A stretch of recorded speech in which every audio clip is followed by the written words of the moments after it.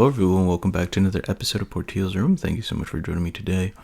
I am back and I'm ready to bring you guys a new podcast, as you can see because you clicked on the new episode. It's about to be 6 in the morning. I just woke up early because, there's not a lot of noise going on, thankfully.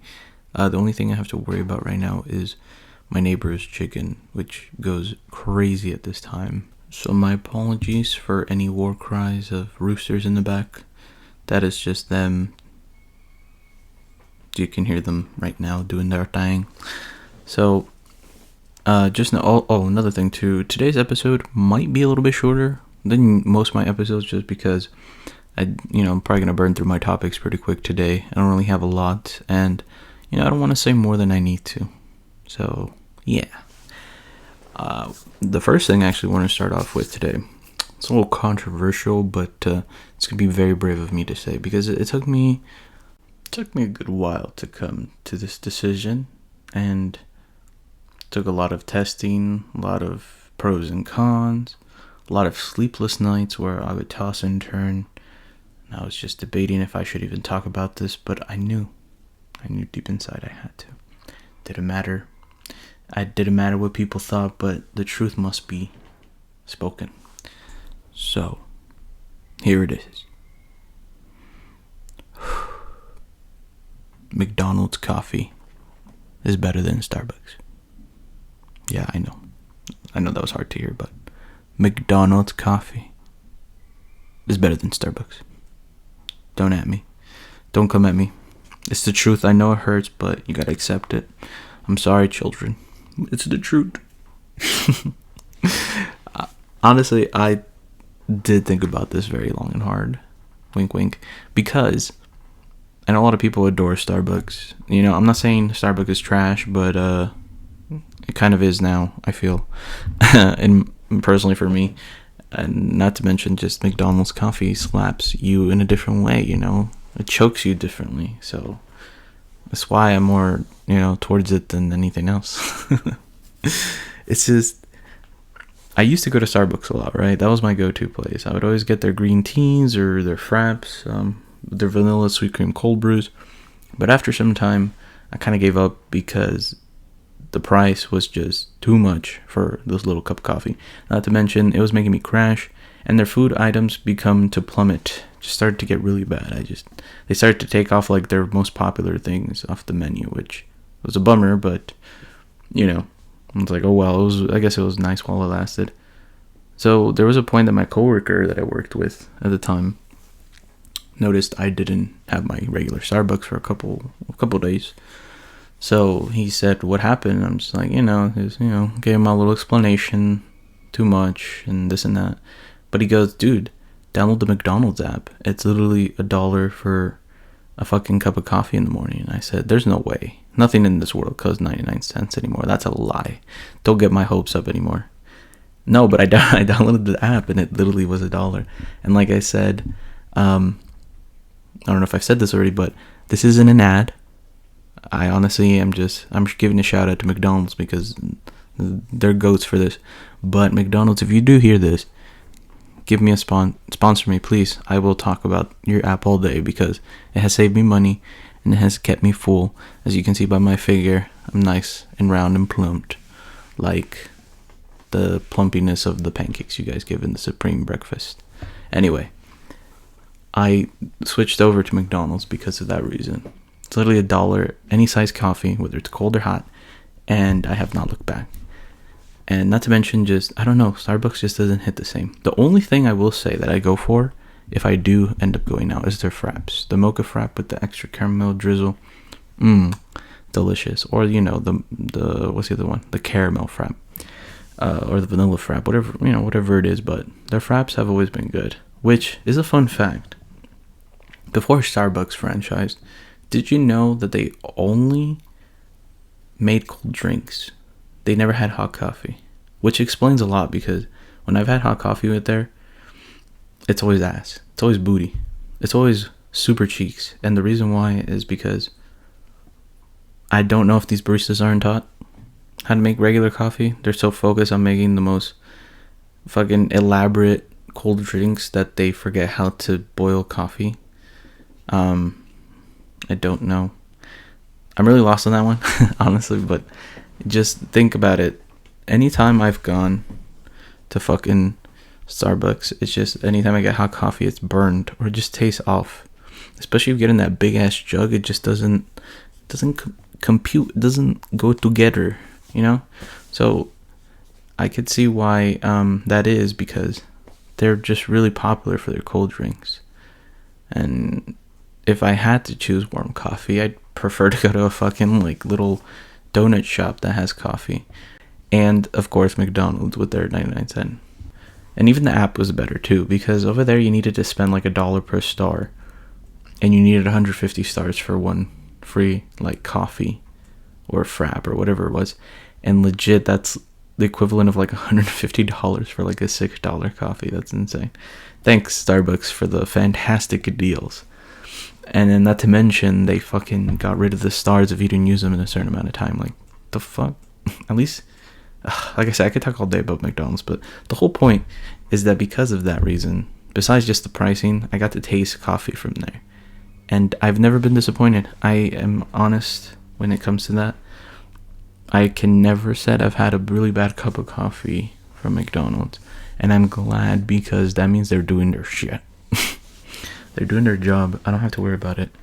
But yeah, sorry guys, I'm done with Starbucks. You know, only fraps, that's it. That's the only thing I'm gonna give them. Everything else is like, you know, it's most of the time it's things people have created with their menu. You know, I mean, it's too expensive either way. Just for that little bit, it's like $6. Like, come on, man. And not to mention, they give you more fucking ice than anything. So it's like, I'm paying for a cup of ice at this point, with like maybe a squirt of fucking coffee in there. Enough about that though, because I could literally rant about that all day. But the reason I bring up coffee though is because lately I've been having to cut off on it. And when I do drink coffee, I go get my McDonald's one. And the reason I've been cutting down is just because too much caffeine, and I just, you know, I'm better controlling my anxiety now, but there's times it gets a little out of fucking hand, and the coffee does not help at all. It just puts me in like the jitterbug, you know, and I cannot do that all day. So I've had to cut down, and it brought me to something that I hadn't thought about in a while. Not since last year, because last year was when my patience for this was tested, but it had to do with overthinking. And how overthinking really makes your anxiety worse. Not to mention your social anxiety. And being a professional introvert for so long, it was kind of hard to get out of that. But I realized the overthinking was the main thing in my way from becoming the social butterfly I know I could become. So for all my introverts out there, just know it's possible to break out of the cocoon, even though I know you guys would prefer to stay inside of it. No, you should not. Go out there, spread your wings, fly, little fly, you know. It took me so long to realize that, but you have to get out of your comfort zone. Being in your comfort zone for too long just puts you in a bubble where you just don't ever want to interact with someone. And you gotta remember that isolation is never a good thing, because that's basically the thing that leads to the social anxiety. And how it's because if you isolate yourself, that means you're gonna start to overthink, because you're just by yourself, so you're going to be with your own thoughts. You start to overthink those little social interactions when you do feel like going out. And then when you start to think about fear and anxiety because of the overthinking, it meshes those two together. So then anytime you think about a social interaction, your brain starts to associate with fear and anxiety, and it starts to spark that to a point where you're just like, holy shit, I'm scared to talk to somebody. I'm scared if someone talks to me. I'm scared about, anything that has to do with people, an introvert's worst nightmare is somebody trying to go take the same train as them home, or if they want to ride home because they just don't know what they're going to talk about. They prefer to like walk home and maybe get kidnapped instead of taking a car with someone they have to talk to. And it's funny because it's just, you dread it so much, and ironically though, small talk is the best way to break out of this little curse, this little bubble you're in as an introvert. Because it helps you understand that you can't control a conversation. I mean, you can bring up topics and talk about things, but you can't put it in a position where you know exactly what someone's going to say or think, and that's what technically happens. So you start to overthink and overanalyze that you don't end up saying anything, or you just end up being very awkward. But the way to cure this is, remember, if you don't know what to talk about, you could always bring up something that you could relate with. And not to mention, you could also just, ask. Asking is something we forget to do, but you could ask if you really don't know what to say to somebody, especially if they're talking about something you don't know. So ask. Most importantly, for the love of God, please listen, because a lot of us just ask and then we don't listen, and then we don't know how to respond. But because, the way we are, as soon as somebody says like the first 5 words, you already know your response is. And it's kind of hard to try to remember that response while also keep track of the person that, that's talking about whatever they're talking about. Just continue to listen to it. You won't forget. I know people say, I'm going to forget. No, if you listen to the whole conversation, and if the guy or the girl that's talking to you is consistent on what they're saying, it should all click together. So don't be afraid. Don't be scared. It is a weird feeling, and I know we all loathe small talking, but it really helps you with breaking out of your little comfort zone. You have to face the fear of talking to people. Sometimes fear can be used as your best friend, because it's trying to teach you something that, there's something great there, but you're just like, nah, I'm good, bro. I'm good. It takes practice, I'm not gonna lie. And like I said, my overthinking was tested this past year because I was working at In-N-Out, which it wasn't a bad job, but I was working with like really terrible people. Not all of them, only a certain few individuals. Still, the job itself was fantastic. I loved the way the system worked. I never had an issue. But I always dreaded the people I had to work with, because they were just such fucking vampire energy vampires. Just even thinking about them is draining my fucking head right now of its delicious juice. I honestly was just like, who are you? No, personally, I try to give these people the benefit of the doubt. I've never been a person that just hates on someone just because I don't feel their vibe. I try to give them, a second shot. But once they blow that, then it's like, damn, bro, you really do suck. And it's kind of disappointing, because I like being cool with people. I don't like having issues with anybody. But these dudes are super machismo guys, and I could just tell it's their insecurities that they were throwing onto me. And they would always give me like weird questions that they're like stupid jokes that you could like, no matter what you answer, it's gonna put you in like a stupid position, if that makes any sense. But my way to diffuse this, and I feel like the best way to diffuse this with anybody, is just say, what do you mean? What do you mean by that? What do you mean? And you just keep asking that. And it gets to a point where they're just like, they back off, because, they know you're aware that you're onto their bullshit. So they just, don't keep bugging you. But besides that, it was just, I think they were mad because they thought I was kissing ass to my main manager, because she was cool with me. But it was because I did my job and I didn't complain. And one thing I'll say is, like, jobs can be shitty. No matter where you go, you can always find a shitty job. But what makes it shittier is if you put yourself in that position of just saying, no, this place sucks. Just do the fucking job. You're already there. And if you don't want to work there, then fucking quit. And, people always say, oh, beggars can't be choosers. But fuck it, if you're a beggar, then don't fucking be begging. Just do your job. And if not, then try to go look for another one. But complaining is not going to take you anywhere. It puts you in a worse position. And I wouldn't do that. So they would get mad that I just would do like the most tedious parts of the job and just be like smiling while doing it. Because, my fucking weird ass be humming like random show tunes or fucking oldies in my head while I'm just doing my job. Enjoying myself talking to customers and stuff like that. But that job did teach me how to deal with people. And the worst one of them all, the one that I tried the most with, was one of the managers I had to work with. I'm not going to say his name, but it started with the letter M. And this motherfucker was a 30-year-old fucking middle schooler. Thought he was so hilarious. Thought his shit didn't smell, but it was the stinkiest shit in the fucking area. And then not to mention just this dude just would bully all the new people. Like, dude, encourage us to work. Don't fucking make shit shitty just because you fucking hate your job or your life. And it was very irritating. So I had to put up with that. And that's where I learned, to deal with certain type of people that are just rude and, that look down on you just because you're doing what you're supposed to do. And besides that, though, the other thing about it is that I started to overthink because I knew when these people were talking shit or weren't. And there were times when I felt like I was just so much in my head. I was overthinking what they were probably thinking about me. And I, instead of focusing, on the task at hand. But I still did my job, just had a lot of noise. And it was really bad. That's why eventually I quit. Even my manager was upset. But she told me, like, she had a feeling also that it was because one of the managers, and she already know who, the one I just mentioned. But she's told me, like, some girl had a fucking mental breakdown on his ass.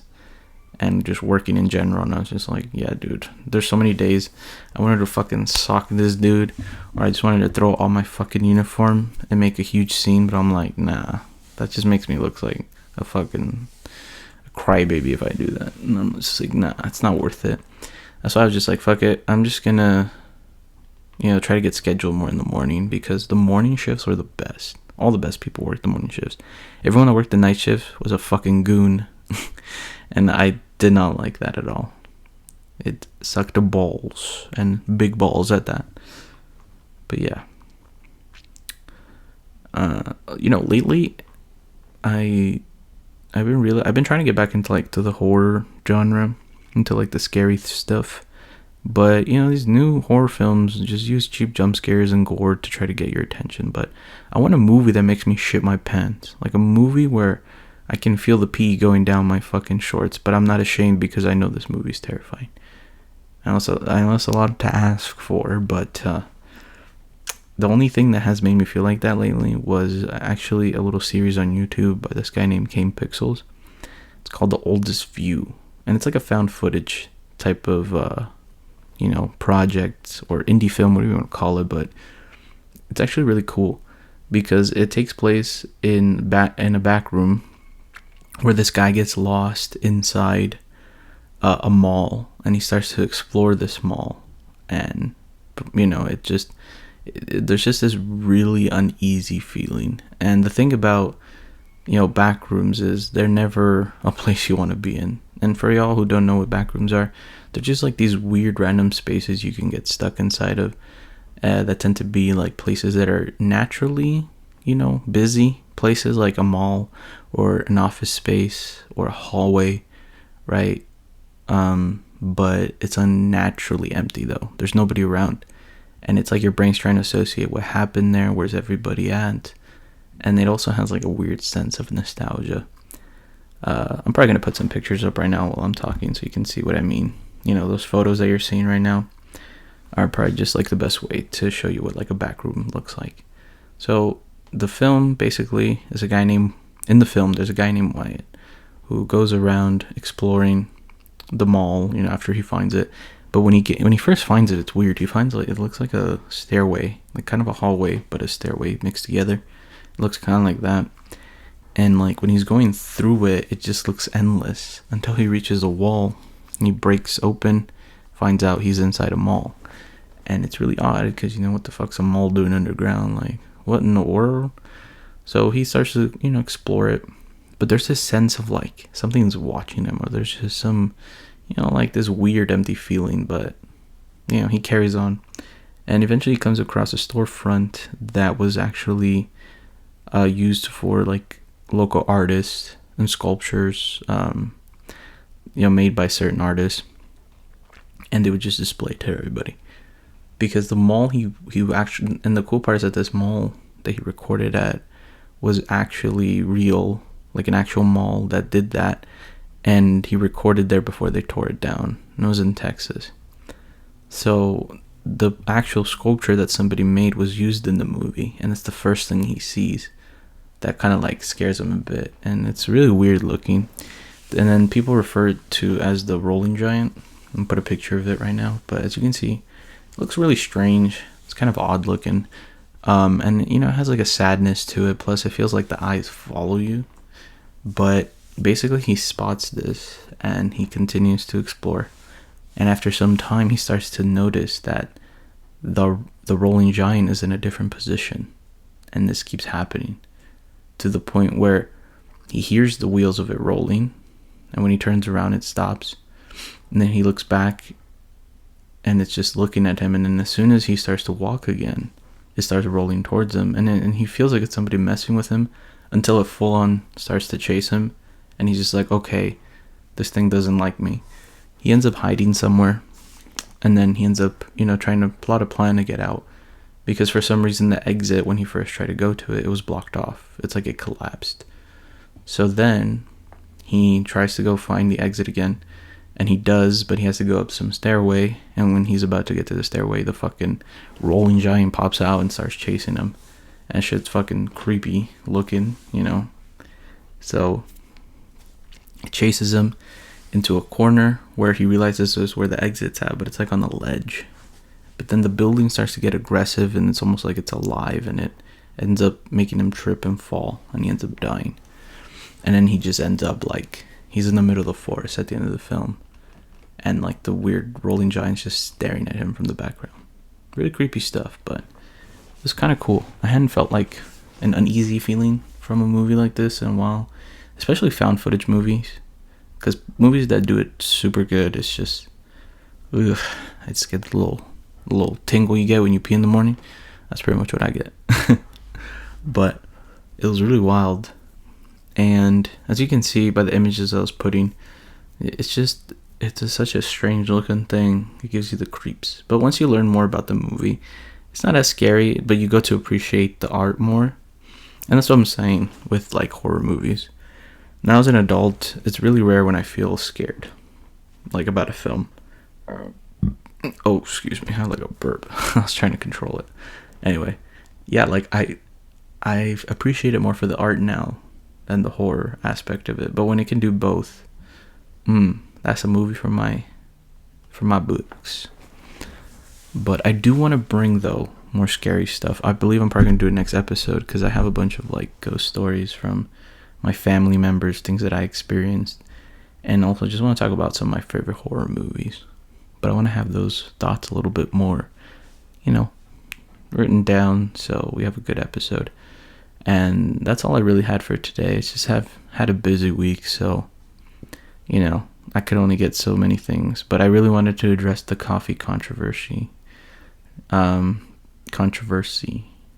I believe that's what you say. Because honestly, McDonald's coffee, delicious. And it's actually really early. It's about to be 6:30. I might just go get some right now. Get some sausage egg McMuffins. Anyway, I want to thank y'all for coming again as usual. I will keep posting on my second channel my music, because I have a bunch of videos coming up, and also check out my Spotify. The full album of Low is on there, and like I said, 4 new videos on my channel. Go check them out, guys. Check them out Spotify, and I will see y'all in the next episode. So remember, stay thirsty, my friends. Just kidding. Stay safe, stay blessed. I'll see y'all later.